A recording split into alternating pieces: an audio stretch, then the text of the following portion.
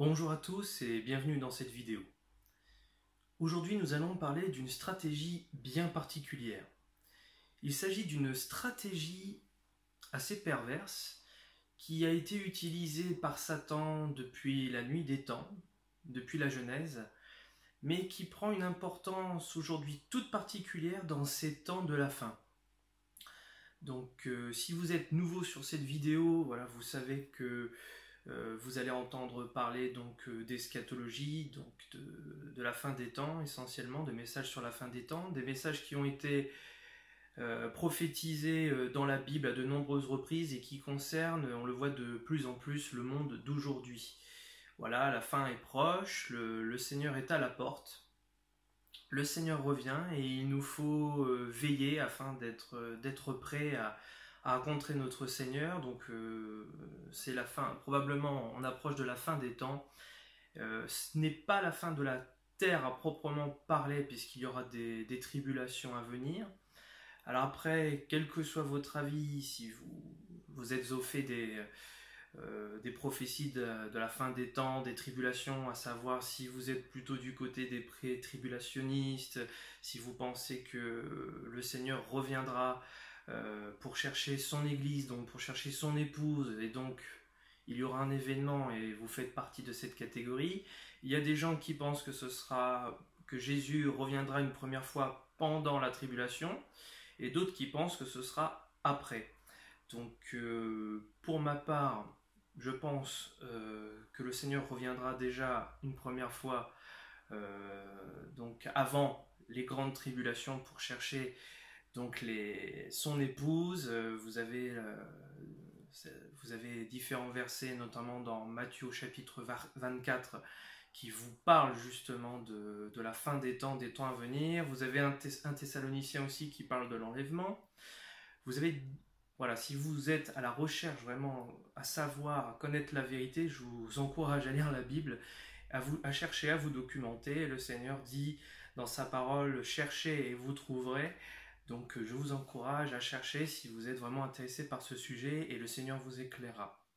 Néanmoins, le sujet de cette vidéo est la diversion, la stratégie sous-estimée de Satan. Donc comme je le disais précédemment, c'est une stratégie que l'ennemi, le diable, utilise depuis toujours, depuis le commencement, à vrai dire, depuis que l'homme et la femme sont sur terre.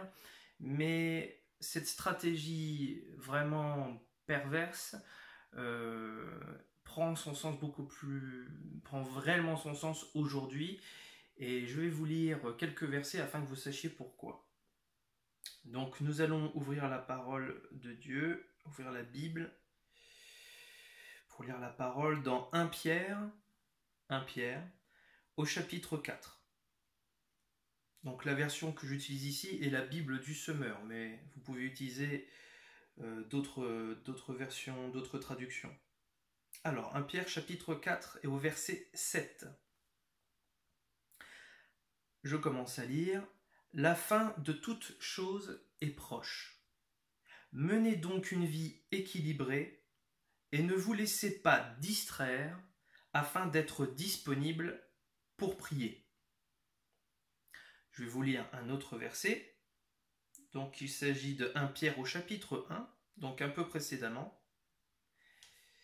Au verset 13. C'est pourquoi tenez votre esprit en éveil et ne vous laissez pas distraire. Mettez toute votre espérance dans la grâce qui vous sera accordée le jour où Jésus-Christ apparaîtra. Donc c'est très intéressant de voir aussi le parallèle entre le chapitre 4 où on parle justement de ne pas se laisser distraire et d'être disponible, et là dans ce verset, le fait de ne pas se laisser distraire, de tenir son esprit en éveil pour être disponible le jour où Jésus-Christ apparaîtra. Et je vais vous lire un dernier verset, toujours dans 1 Pierre, au chapitre 5, un peu plus loin. Ne vous laissez pas distraire, donc le verset 8, ne vous laissez pas distraire, soyez vigilants. Votre adversaire, le diable, rôde autour de vous comme un lion rugissant, cherchant quelqu'un à dévorer. Donc on se rend compte ici, c'est très intéressant dans cet épître de Pierre, dans cette lettre que Pierre insiste lourdement, on le voit dans 3 chapitres et dans 3 versets différents, sur l'importance de veiller et de ne pas se laisser distraire. Donc il explique que nous devons être en éveil le jour où le Seigneur paraîtra, et il nous parle aussi d'être en éveil, de ne pas se laisser distraire, et que le lion, donc le diable, est comme un lion rugissant, il rôde autour de nous, cherchant quelqu'un à dévorer. Donc il le redit, ne vous laissez pas distraire, soyez vigilants. Pierre le répète à maintes reprises parce qu'il y a une importance capitale derrière cette recommandation. On le voit aujourd'hui, le diable utilise toutes sortes de procédés pour nous détourner de Dieu. Le but de la diversion, lorsqu'on regarde en stratégie militaire, le but de la diversion, c'est d'attirer notre attention sur un problème, sur quelque chose, afin de pouvoir opérer sur un autre front. Et c'est une des stratégies favorites de l'ennemi, c'est de se servir de certains éléments, et on va le voir un peu plus loin dans cette vidéo, pour nous détourner de Dieu et pouvoir pénétrer plus facilement nos murailles et donc pouvoir ainsi nous tenir en bride. Donc l'objectif premier de cette stratégie de l'ennemi, c'est de nous éloigner de Dieu. Et c'est le but premier depuis le commencement de l'ennemi, nous éloigner de Dieu. Adam, Ève, premièrement, voilà, ont péché, désobéi. Ce n'est pas simplement pour faire désobéir ou pour commettre du mal, mais la cause première de cette stratégie, c'est bien évidemment, c'est de nous faire échouer, de nous éloigner de la présence de Dieu. C'est l'objectif premier. Donc la stratégie, comme je disais, c'est détourner l'attention, focaliser toujours sur un problème, sur un élément, et pouvoir pénétrer, pouvoir attaquer d'une autre manière. C'est une stratégie qui est connue dans le domaine militaire. Voilà, la stratégie du détournement. Mais alors, d'accord, c'est bien d'avoir une stratégie, mais il faut avoir aussi les moyens. Et le diable, il en connaît plusieurs, et principalement dans les temps que nous vivons aujourd'hui, eh bien, un des moyens, une des armes favorites de l'ennemi, ça va être les médias. Depuis février, depuis mars, on se rend compte essentiellement, si vous habitez principalement en France, on ne parle que du coronavirus. À longueur de journée, les médias nous parlent du coronavirus. Donc oui, il y a un problème, il y a une épidémie qui ronge notre planète, il y a eu énormément de morts, mais ce matraquement médiatique a une importance capitale, est une arme favorite, parce qu'elle détourne notre attention d'un danger bien plus grand. Donc à force d'être bombardé par ces informations, par les médias, les réseaux sociaux, les gens qui sont pris de panique, qui ont peur, on ne se focalise que dessus, et l'ennemi va pouvoir pénétrer, il va créer une brèche dans nos murailles, la muraille de notre âme, de ce que nous vivons, de notre vie, il va pouvoir s'infiltrer. C'est vraiment très dangereux. Également, une autre arme, un autre moyen justement de détourner l'attention, ça va être de suggérer, donc l'ennemi va suggérer des pensées. Je ne sais pas si ça vous est déjà arrivé, voilà, vous êtes peut-être, vous faites une activité, ou bien alors vous êtes au repos, et puis hop, vous avez des idées qui vous viennent, et ces idées sont des idées qui peuvent exciter peut-être votre colère, votre tristesse, qui va toucher à vos sentiments, qui va vous faire du mal. Peut-être que vous allez penser essentiellement tout le temps à des problèmes bien particuliers, à des peurs peut-être insondées. Eh bien, c'est l'ennemi qui va vous suggérer des pensées afin de détourner votre attention et pouvoir vous détruire. D'accord ? Le lion, le diable est comme un lion rugissant qui rôde, qui cherche qui il dévorera. Donc il rôde et il va utiliser essentiellement les pensées, des pensées de peur, des pensées de haine, des pensées de tristesse, d'abattement, de découragement, de dépression pour vous atteindre. C'est une diversion. Pourquoi ? Le but, c'est de vous détourner de Dieu. Alors, quelles sont les conséquences de ces attaques, parce que ce sont des attaques liées à la stratégie. D'un point de vue physique, si vous n'êtes pas enraciné en Christ, si vous vous laissez distraire, et donc si vous n'arrêtez pas de focaliser votre attention sur ces pensées, vous allez avoir une fragilité de corps et de l'âme. Alors le corps, pourquoi? Parce que vous allez être probablement, vous pouvez avoir de la fatigue, des maladies, d'autres événements perturbateurs qui font que vous n'allez pas vous sentir bien. Vous n'allez pas vous sentir bien et c'est encore une stratégie pernicieuse parce que vous allez être d'autant, c'est un cercle vicieux, c'est-à-dire que vous allez, parce que vous allez être focalisé sur ces problèmes, ça va entraîner des troubles dans votre corps physique, d'accord, dans votre corps. Donc vous allez être de plus en plus fatigué, vous pouvez être malade, et peut-être que ce sont des choses qui durent depuis, je ne vous connais pas, mais peut-être que vous qui écoutez aujourd'hui, vous vous dites, ça fait des années que je suis fatigué, ça fait des années que je suis malade et que ça empire, des années que je vis mal, que je suis peut-être en dépression, ça fait... je ne comprends pas pourquoi, j'ai beau aller voir des docteurs, des médecins, prendre des nouvelles, des coups de fil, peut-être rencontrer des amis, de la famille, des proches, et vous dites je ne comprends pas, je vais toujours mal. Dans mon travail, ça va mal. Dans ma famille, ça va mal. Mes enfants ne m'adressent plus la parole. Tout va mal. Eh bien, il s'agit d'une stratégie pour vous atteindre et vous dévorer. Voilà. Puisque vous allez dire, mais c'est bien ce que tu me dis, mais comment faire? Comment faire? Eh bien, avant de savoir quoi faire, il faut... C'est comme une stratégie en stratégie militaire. Lorsqu'il y a une situation donnée, qu'on se fait attaquer, il est important de connaître son ennemi et de connaître sa stratégie, mais également les moyens de l'atteindre. Et savoir aussi pourquoi on est attaqué, c'est le plus important, parce que vous vivez probablement des douleurs, vous vivez probablement des événements dramatiques, des difficultés, et vous vous demandez, mais pourquoi est-ce que je vis ça? Personne n'a pu m'expliquer pourquoi je vis de telles attaques. Pourquoi est-ce que lorsque je me lève le matin, je suis fatigué? Pourquoi lorsque je me couche, je suis fatigué pour rien? J'ai envie de rien faire. Je suis assoupi, totalement assoupi, et je ne comprends pas. Eh bien, on va voir maintenant les causes. Pourquoi? Et les causes, elles sont très très simples. Il s'agit, si vous êtes chrétien, si vous êtes peut-être un enfant de Dieu, il s'agit tout simplement, et vous allez voir que c'est la problématique de tout ce que vous allez rencontrer, il s'agit principalement d'un assoupissement spirituel.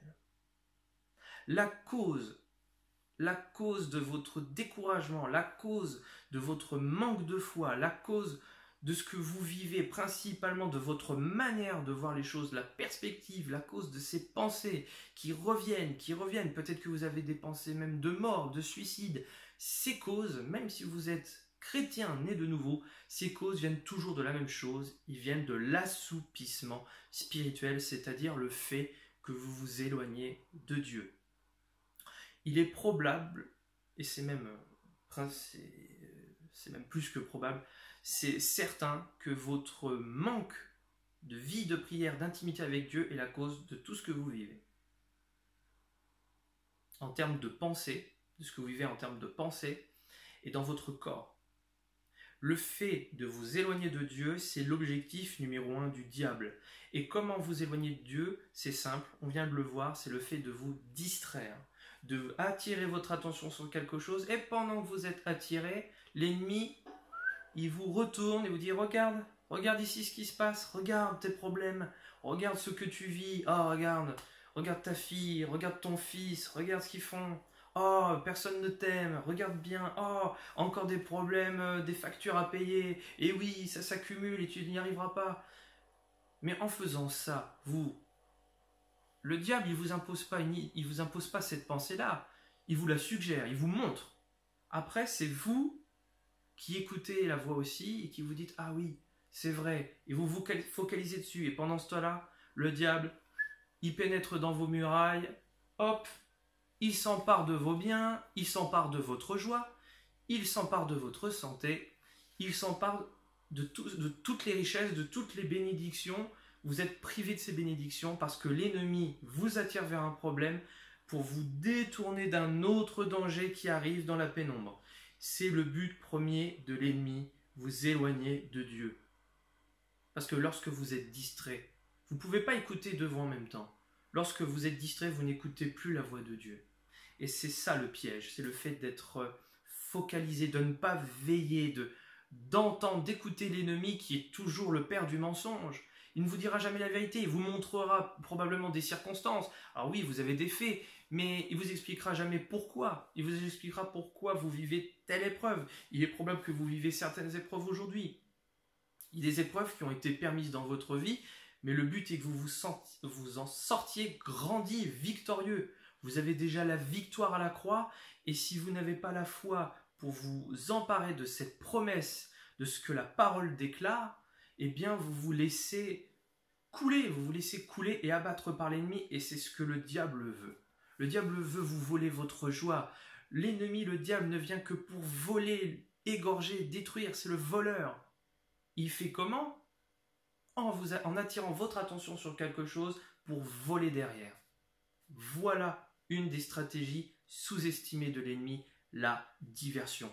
Comme je disais, les causes, donc l'assoupissement spirituel, c'est-à-dire le fait de ne pas avoir une vie d'intimité, de profondeur avec le Seigneur, avec le Saint-Esprit, voilà, le fait de ne pas avoir de vie de prière, de ne pas lire sa Bible, le fait de ne pas méditer la parole de Dieu, le fait d'avoir un manque de foi, c'est ce qui conduit inexorablement, c'est ce qui conduit à l'assoupissement spirituel. C'est comme un feu ardent qui était en vous, et vous vous en rappelez, un feu ardent qui commence à manquer d'oxygène et qui s'éteint progressivement.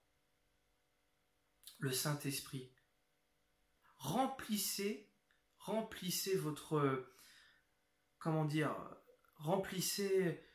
mettez de l'huile dans votre lampe, remplissez votre lampe d'huile du Saint-Esprit afin de pouvoir briller, de brûler. Et lorsque la lumière jaillit, les ténèbres s'écartent.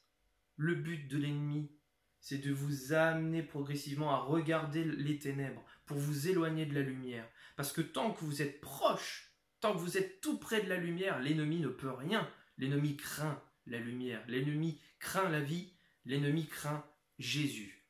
Placez-vous en Jésus. Fortifiez-vous. Ah, aussi là je sens, il y a l'un d'entre vous qui se dit, mais moi j'ai commis tellement de choses que je n'arrive plus à prier, je n'ai plus la force de prier. Je peux le comprendre. Je n'ai plus la force de prier. Pourquoi n'avez-vous pas la force de prier ? Outre le fait que vous soyez toujours asséné de coups par l'ennemi, il y en a un ou une d'entre vous qui se dit, mais j'en veux à quelqu'un. J'en veux à quelqu'un. Ou quelqu'un m'a fait du mal. Et peut-être qu'aujourd'hui, les épreuves que vous traversez, qui ont été permises inconsciemment par vous dans votre vie, vient d'un manque de pardon. Un manque de pardon. Peut-être que vous avez cru à un mensonge. Peut-être que des gens vous ont rapporté des faits, des informations sur quelqu'un qui sont totalement erronées, totalement fausses. Et cette personne ne vous veut pas du mal. La personne victime ne vous veut pas du mal. Il va falloir pardonner. Il va falloir pardonner. Prendre conscience, n'écoutez pas les médisances, n'écoutez pas les mensonges. Si vous connaissez la personne qui les raconte, ne croyez pas, ne prenez pas plaisir aujourd'hui à croire les mensonges. Et ça aussi, c'est une autre stratégie, on en parlera. C'est une stratégie de la langue, le pouvoir de la langue. La vie et la mort sont au pouvoir de la langue. Et vous devrez vous rassasier de ces fruits.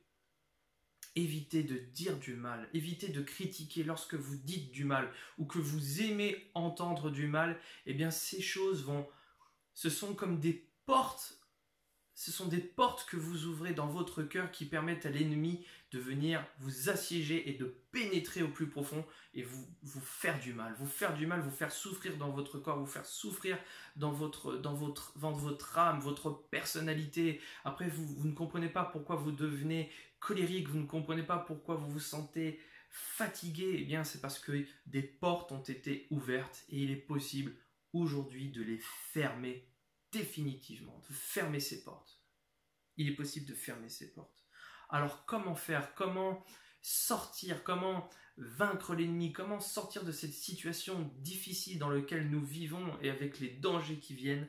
Eh bien, une des premières choses à faire, c'est la repentance. C'est prendre conscience de notre état et décider de faire demi-tour, changer de comportement, se dire « Oui, maintenant je ne crois plus l'ennemi. Seigneur, je te demande pardon d'avoir écouté ces nouvelles, de m'être laissé distraire, de m'être laissé accaparer par l'ennemi. Je te demande pardon aujourd'hui, sincèrement et du fond du cœur. Seigneur Jésus, toi qui es mon sauveur, toi qui es mon Seigneur, je te demande aujourd'hui pardon. Je te demande pardon. Je décide de changer, je décide de me tourner vers toi aujourd'hui. Je te demande pardon.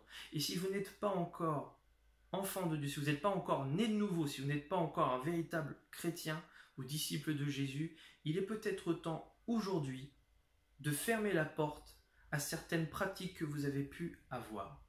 Il est temps aujourd'hui de vous abandonner au Seigneur, lui qui frappe à votre porte depuis tant d'années et qui vous dit « Laisse-moi rentrer, moi je veux t'aider, je suis le Seigneur Jésus, je suis mort à la croix pour toi, je suis mort afin que tu aies la vie, je suis là afin que tu sois en bonne santé, je l'ai promis dans ma parole et ce que le Seigneur promet, il le fait toujours, toujours. Donnez-lui votre cœur. Donnez-lui votre cœur afin qu'il le change. Il est mort, mais il est aussi ressuscité. Et il vit à travers ceux qui l'aiment et ceux qui leur ont donné leur vie. Jésus vous aime. Jésus vous aime. Il vous tend la main. Il n'y a pas besoin de faire certaines pratiques, certains actes religieux particuliers pour devenir chrétien, pour aimer, pour appartenir au Seigneur. Il suffit simplement d'être authentique, d'être honnête avec lui, de lui donner votre cœur, de lui laisser le champ libre, de lui dire maintenant, je me laisse diriger par toi, débarrasse-moi de ces problèmes, Seigneur, donne-moi la solution afin que je puisse maintenant vivre en paix. Si vous n'avez pas la paix, soyez en Christ, acceptez Jésus. Il n'est pas trop tard, il reste peu de temps, mais il n'est pas trop tard. Les temps vont s'accélérer, enfin ou plutôt les circonstances, tout va s'accélérer. Il reste peu de temps, il n'est pas trop tard. Si vous voulez être sauvé aujourd'hui, ce qui est encore plus important que d'être guéri dans son corps physique, c'est d'être sauvé littéralement. Il n'est pas trop tard, Jésus vous tend la main aujourd'hui.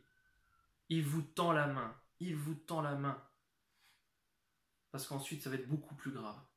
Ça va être beaucoup plus grave. Bon.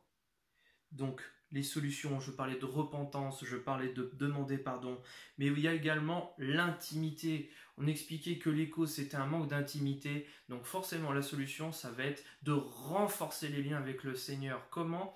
Par la prière, par une vie de consécration, le fait d'être mis à part pour le Seigneur, de sanctification, le fait de lire votre Bible, de lui parler, de méditer la parole, d'aller à l'église. Peut-être que c'est possible que vous avez été vexé par un membre de votre ancienne église, de votre église locale. Peut-être que vous avez été critiqué. Mais aujourd'hui, il est temps aussi d'excuser, d'offrir le pardon à ces personnes-là et de dire que de toute manière, si vous allez à l'église, ce n'est pas pour être un sujet de critique, sinon vous laissez cette église-là. Mais si jamais vous avez été critiqué par un frère, par une sœur, de manière marginale, mais que ça vous a fait par contre, ça vous a fait souffrir énormément, il est temps de pardonner aujourd'hui et de se réconcilier et d'aller à l'église. Je ne dis pas que le fait d'aller à l'église va vous sauver, je dis juste que ça va être un moyen aussi de s'exposer à la lumière du Seigneur, d'entendre la parole de Dieu, les prédications, car on dit que ce qu'on entend vient de la parole de Dieu, d'accord ? La foi vient de ce qu'on entend et ce qu'on entend vient de la parole de Christ. Ça va booster votre foi, ça va vous faire du bien. Soyez dans une église où l'amour fraternel est présent, la solidarité, l'exhortation, où il y a une véritable vie de l'esprit avec des dons spirituels. Ça, c'est une vraie église. Une église qui prêche la bonne nouvelle, qui prêche la repentance, qui prêche l'évangile, tout simplement une église vivante. Une église vivante. soyez réconciliés avec Jésus et surtout ne vous laissez pas distraire. L'ennemi, le diable est comme un lion rugissant qui rôde, qui cherche qui le dévorera. Et je ne sais pas si vous avez déjà eu affaire à un lion, moi non. Il n'y en a pas beaucoup à mon avis, mais c'est toujours pareil, quand vous voyez un animal sauvage tel qu'un lion, est-ce que vous lui tournez le dos? Est-ce que vous lui tournez le dos? Quand vous voyez une bête, un animal, quelque chose que vous ne connaissez pas qui s'approche, vous ne tournez pas le dos. Vous faites face. Le lion, le diable est un lion rugissant. Alors veillez, voyez l'ennemi qui est face à vous et proclamez la puissance de Dieu, la puissance de l'évangile. Et déclarez que ces problèmes, que le diable s'éloigne de vous au nom de Jésus. Proclamez le nom de Jésus. Le nom qui surpasse tout autre nom. Le diable est petit. Il utilise des stratégies minables, mais il est petit et il n'est rien comparé à l'Éternel, comparé à Jésus, qu'il a vaincu à la croix. Alors aujourd'hui, soyez fortifiés, revenez à l'Éternel, revenez à la parole, revenez vers Jésus. Comme votre premier amour, n'oubliez pas votre premier amour en Jésus. N'oubliez pas. Allez, soyez fiers, soyez forts maintenant. Prenez courage, prenez des forces auprès de l'Éternel. Allez prier. Si vous manquez de foi, eh bien, boostez votre foi en allant méditer la parole, en écoutant des messages qui vous font du bien, des messages remplis de foi. Car lorsque le Seigneur reviendra sur terre, est-ce qu'il trouvera la foi? Nous sommes dans un temps d'apostasie, dans un temps où la foi est en train de s'estomper. Et l'ennemi le sait. Il va vous divertir, il va utiliser des stratégies de diversion, il va vous montrer les réseaux sociaux, vous allez être longtemps sur votre téléphone, peut-être votre téléphone mobile. Dès que vous vous levez le matin, qu'est-ce que vous faites? Est-ce que vous consultez votre portable en regardant les dernières nouvelles du coronavirus, ou est-ce que vous vous dites, je vais passer un temps dans la présence de Dieu, je vais me laisser remplir par lui, je vais être rempli de joie, je vais connaître peut-être, avoir des révélations sur les choses à venir, je vais me fortifier en lui, je vais vivre de belles choses, comme avec un papa bienveillant, aimant, c'est ce qu'est l'Éternel, notre Père Céleste. Un père bienveillant, pas un père qui est là pour vous accabler, pour vous montrer les problèmes et jamais la solution. Il n'est pas trop tard. Alors revenez vers le Seigneur et ne vous laissez pas distraire par les réseaux sociaux principalement, les médias, les pensées mauvaises qui sont là, qui sont présentes. D'accord? Le Seigneur dit voilà, de ne pas s'inquiéter. Je sais que c'est compliqué à dire par rapport à ce que vous vivez peut-être, mais ne soyez pas dans l'inquiétude. Jésus disait, ne vous inquiétez de rien, mais considérez toutes choses. Ok, la situation est peut-être catastrophique, mais je sais qu'en me plaçant en Christ, je suis victorieux. Prenez des forces. D'accord, la situation est compliquée, mais vous allez vous en sortir parce que vous avez déjà la victoire. Vous ne le voyez pas, vous avez déjà la victoire spirituellement, il suffit que ça se manifeste ensuite dans la réalité que nous vivons. Il y a une réalité spirituelle et une réalité matérielle que nous voyons. Il faut d'abord que les choses s'accomplissent spirituellement pour qu'ensuite elles soient visibles. C'est le principe de la foi. La foi, qu'est-ce que c'est? C'est la ferme assurance des choses qu'on espère. La démonstration de celles qu'on ne voit pas. C'est croire avant de voir. Saisissez-vous de cette parole. Croyez que le Seigneur va vous aider et il vous aide. Croyez que votre situation va être résolue. Croyez que vous allez retrouver la foi, l'amour. Croyez-le. Soyez certains et vous allez le voir accomplir. Ça se fait pas forcément du jour au lendemain. Mais prenez cet exemple.